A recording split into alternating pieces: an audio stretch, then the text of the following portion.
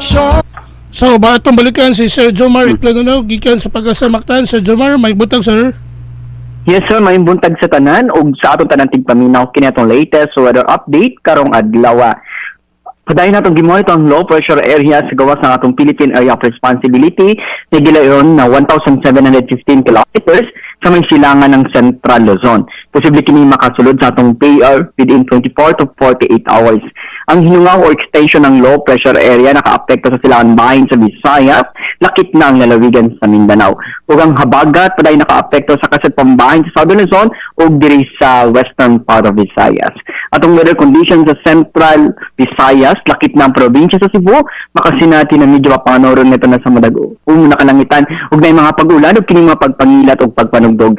Padayon ta mag-monitor sa itong mag-i-issue ng mga thunderstorm o rainfall advisories na magdala kini usahay kusog ng mga pag-ulan na posibleng flash floods or landslides. Lakip na ang atong mga color-coded na heavy rainfall warnings. Hiningat na sa kasarangan ng hangin masin natin sa Visayas o nakadagatan malinawin ito na sa kasarangan ng pagbalot.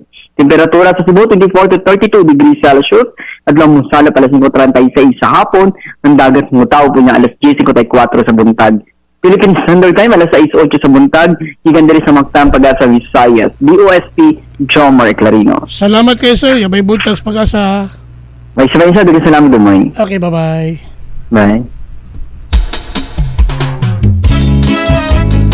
Idol ka dabati si Sir Jomar Eclanuno, ang atong weather specialist Mga pamukaw gikan sa Pag-asa Mactan in na action. naghatod sa atong dagan sa kahimtang sa panahon nining adlaw nga Biyernes. Ala, mga pinahanap programa. Salamat ni Sir Jomar Eclanuno Yan, ug mayong buntag sa Pag-asa Mactan. punong latest news.